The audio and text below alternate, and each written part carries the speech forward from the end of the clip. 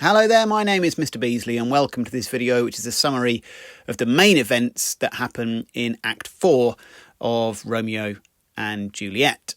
Act 4 begins with Paris visiting Friar Lawrence to organise his marriage to Juliet, which is meant to happen in a few days' time. The friar says that he is concerned about how little time there is and that Paris has not actually spoken to Juliet herself, although obviously this will not be the friar's primary concern. Paris replies, saying that Juliet is too upset about Tybalt's death. He says that she weeps immoderately and that her father thinks it dangerous to allow Juliet to indulge her sorrow much longer. Soon after this, Juliet herself arrives and she gives some pretty flippant responses to Paris. In particular, this quite famous exchange, which culminates in the very quotable, "What must be, shall be." When Paris leaves, Juliet turns imploringly to the friar, asking him for a solution. And she says that if he can't provide one, then she is prepared to kill herself. She says, "If in thy wisdom thou canst give no help, do thou but call my resolution wise, and with this knife I'll help it presently." And this is where we return to Act 2, Scene 3, where the friar's knowledge of plants and herbs was established. The friar tells Juliet that if she is desperate enough to kill herself, then she might be prepared to take a potion which he can create, which mimics death.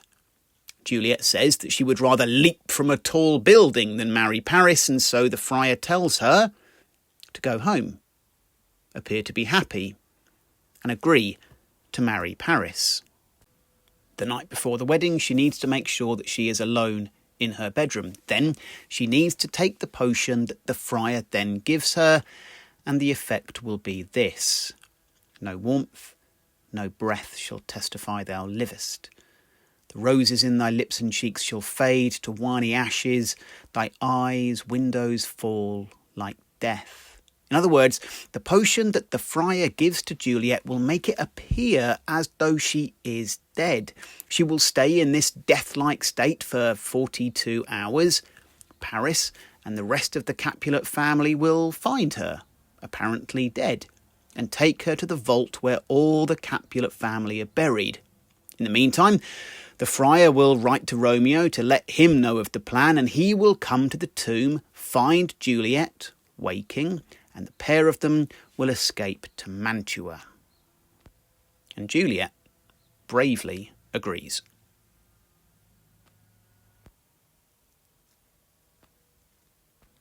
The scene which follows transports us back to the Capulet Mansion, where old Capulet is talking to a servant about preparations for the upcoming wedding. Soon, following the friar's advice, Juliet arrives, looking merry. She tells her father that she's sorry for her disobedience and begs his forgiveness. She says, "Henceforth, I am ever ruled by you." Her father is obviously delighted and sends a message to Paris telling him of the news that his daughter has agreed. The nurse and Juliet leave, and her mother and father are left discussing the short time left to prepare, unaware of what their daughter is planning. The next scene is set in Juliet's bedroom. She is with the nurse, who's helping to prepare her for the upcoming wedding to Paris. Lady Capulet arrives, and in a rare moment of tenderness from her, she asks if Juliet needs her help. Juliet speaks to them both, saying, as per the friar's instructions, that she wants to be left alone, making excuses like, "Oh, I'm sure you've got your hands full with such sudden wedding preparations." Left alone, Juliet delivers what I think is her most important soliloquy in the play. She has the vial from the friar and is preparing to take it, but she has, understandably, a number of concerns. She's worried that the mixture might not work, and therefore will end up being forced into a loveless marriage with Paris. And this is the second time in the play that Juliet produces a knife, laying it beside her bed and saying, "No, no, this shall forbid it." She then considers whether the potion is in fact a poison which the friar has given to her in order to preserve his own honour. After all, he was the one who married Juliet to Romeo in the first place. She's also worried that she should wake up in the Capulet tomb before Romeo arrives, and that she will have to spend time in the stinking vault surrounded by the remains of her dead ancestors.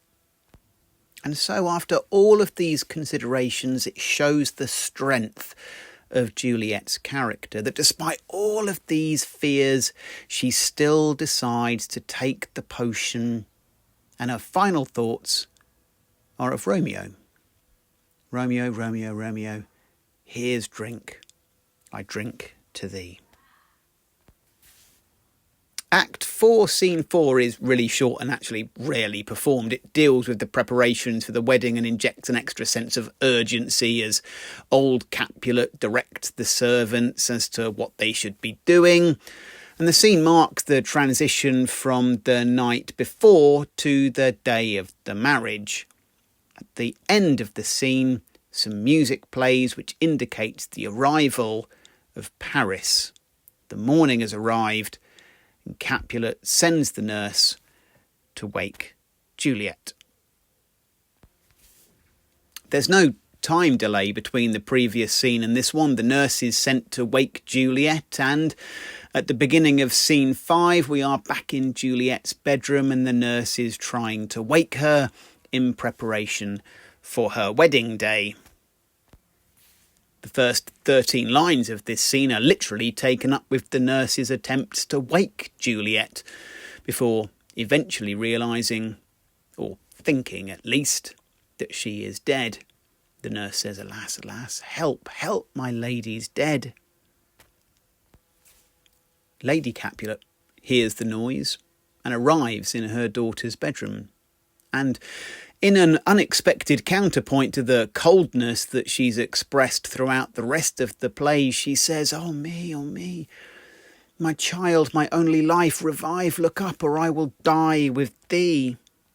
Soon after, Capulet himself arrives, who's initially cross that Juliet is taking so long to present herself on her wedding day, and is then informed that she's dead.